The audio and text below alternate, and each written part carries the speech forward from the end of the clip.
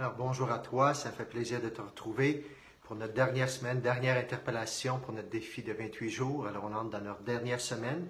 J'espère que ça va bien, j'espère que tu persévères bien sûr, peut-être que tu as oublié des choses, peu importe, mais j'espère que ça fait quelque chose de ce nouveau dans ta vie. Moi, je peux vous dire que ça fait énormément de bien ce défi-là. Je vois vraiment des choses qui m'aident, bien sûr, à chaque jour, qui m'encouragent. Alors, une dernière semaine, peut-être que tu vas regarder la vidéo, puis tu es nouveau, puis tu vas dire, ben voyons, j'ai manqué ça. Il n'est jamais trop tard. Il y a l'ouvrier de la dernière heure dans l'Évangile. Si tu as le goût de commencer juste pour une semaine, regarde les autres. Tu peux aller voir les autres vidéos qu'il y avait déjà, bien sûr, sur les sites.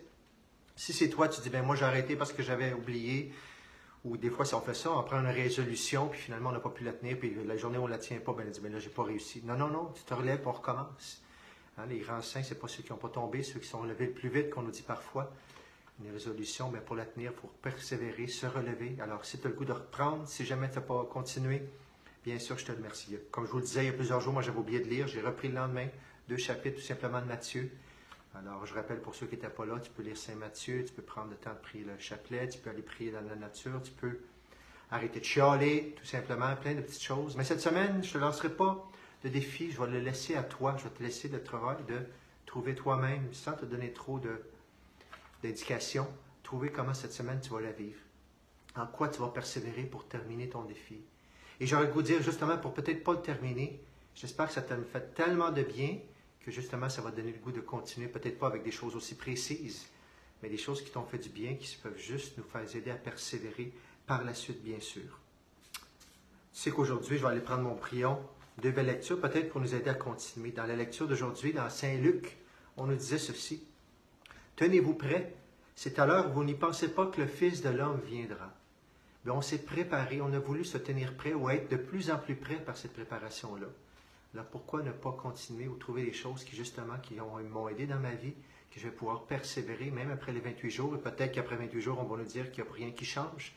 Alors, justement, mais notre vie aura changé. On nous dit même, « Heureux ce serviteur que son maître, en arrivant, trouvera en train d'agir ainsi. » Alors, la grâce, la fidélité, la persévérance, dans des petites choses, je te la souhaite. Je te souhaite vraiment d'aller jusqu'au bout. Je te souhaite de continuer ce défi-là. Je te souhaite que ça allait justement, que ta vie ne soit plus pareille. Je nous souhaite bien sûr que ça change au niveau de la COVID, bien sûr que ce ne soit pas pareil, mais pour nous, peut-être ça sera un moment qui aura réussi à changer notre vie. Et demain, on est le 23, tu vas voir la vidéo peut-être ce soir ou demain le 22, excuse-moi. C'est la fête de Jean-Paul II, ce grand missionnaire justement qui est allé partout dans le monde pour annoncer. Il ne s'est jamais arrêté une seconde. Il était en train de veiller à chaque instant. C'est un beau modèle pour dire à nous, mais justement pour persévérer. Et même à la fin, lorsqu'il était malade, quand il avait ses maladies, tout ça en chaise roulante, il a persévéré jusqu'à la fin. Très beau modèle pour continuer, bien sûr, à se rapprocher de Dieu, à se convertir. Alors, je te souhaite une bonne semaine, une bonne dernière semaine. Je prie l'Esprit Saint qui t'éclaire pour que tu puisses trouver quel petit aspect tu pourrais donner à Dieu pour t'approcher de lui cette semaine. Et je te souhaite que ce soit tellement une grâce ce 28 jours-là qui t'ait le goût de continuer par la suite. Alors Seigneur, on te demande ces grâces-là. On t'a béni pour tout ce que tu nous as fait vivre durant ce mois. On t'a béni que cette dernière semaine soit marquante aussi. Et par l'intercession de Jean-Paul II, je te demande de bénir chacun et de nous donner ce feu pour continuer à s'approcher de toi, mais pour répandre ce feu dans notre monde qui en a tellement besoin. Sois béni par l'intercession de Jean-Paul II, que le Père du ciel nous bénisse. Au nom du Père, du Fils et du Saint-Esprit. Amen. Bonne dernière semaine, bien sûr, de retraite. Au revoir.